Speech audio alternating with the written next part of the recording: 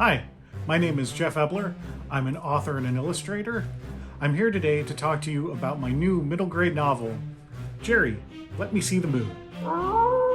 I've illustrated a bunch of books over the years, from picture books to graphic novels, but this is my first middle grade book. The story is about a boy named Jerry, who's led a very exciting life, traveling all around the world with his father to lots of far-flung places in search of the most rare and unique animals in the world. But then, all of a sudden, Jerry's father moves them to what Jerry thinks is probably the most boring town he's ever been to. Until he starts to realize that there are some very strange things going on. It turns out that the place they've moved to is actually a sanctuary city for were-creatures. That is, people that change into different animals on a full moon night. But that's not the only secrets this town has to offer. We get to follow Jerry through mystery and conspiracy and adventure as he tries to hold this town together while protecting it from the outside world.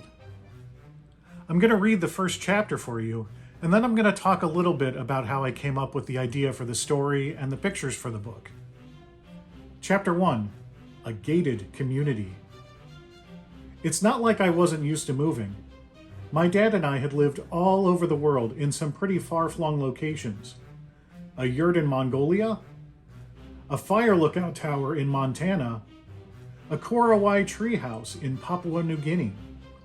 So as we drove through mile after mile of identical flat cornfields to our new house in the middle of nowhere, Ohio, I had to ask myself, Dad, what are we doing here?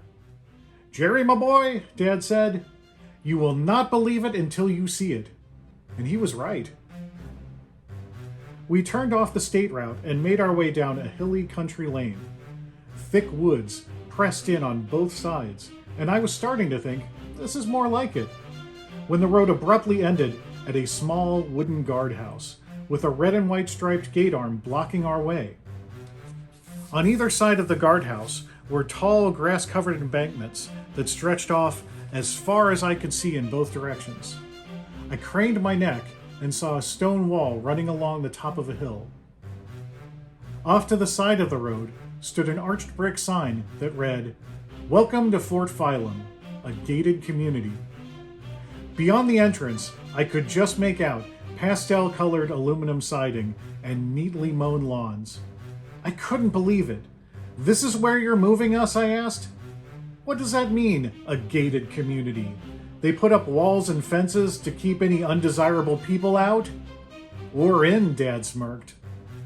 A bulky man approached our car and rapped once on the driver's side window with a meaty knuckle. His silver name tag said, Otto Shepard, Security Guard. As my dad rolled down the window, he made a cheery salute and said, "Mornin', Shep." The guard gave a squinty-eyed glare. I thought I might have even heard a low growl. Dad tried to calm things down. "Come on, Shep.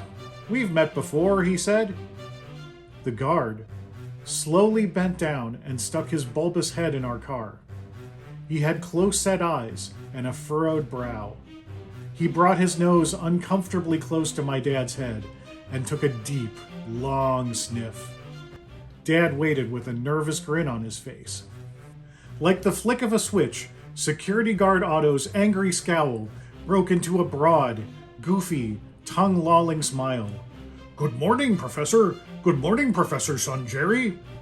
Shep leapt over the gate arm and ran zigzagging down the street. I couldn't believe such a large round man could bound about so lightly. "I can't wait to show you around. You're gonna love it here," Shep called back. Shep had almost run out of earshot when my dad leaned out the window and hollered, "Can you open the gate, Shep?" Shep froze mid-bound. He wheeled around and came bobbing back to the gatehouse.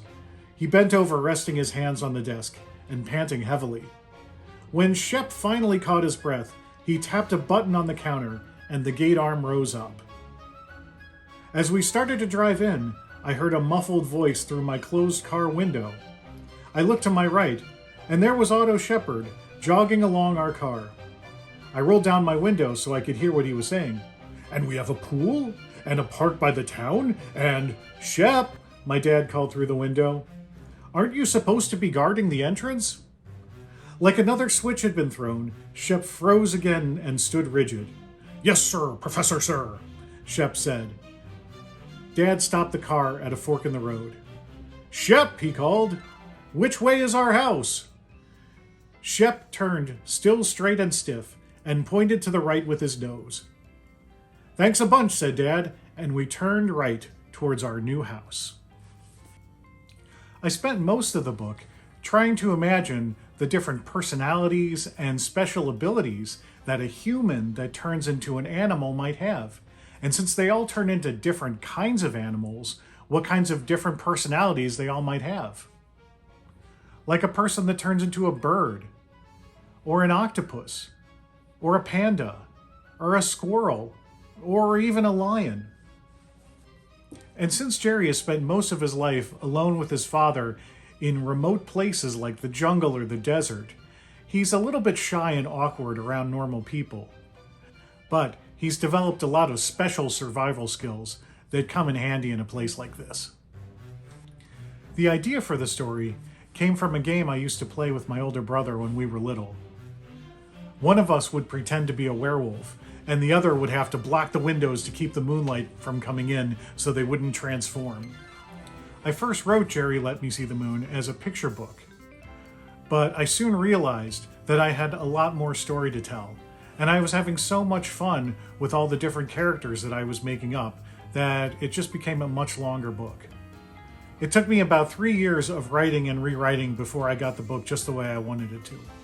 After all, this was the first time I'd ever written a book this long. And even after that, I decided I wanted to add a whole bunch of illustrations. I'd been imagining all of these different creatures and places for so long that I wanted to draw a picture of all of them.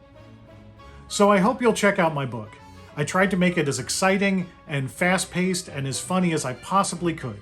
So check it out, Jerry Let Me See the Moon, available May 7th, 2024, wherever books are sold. Thank you.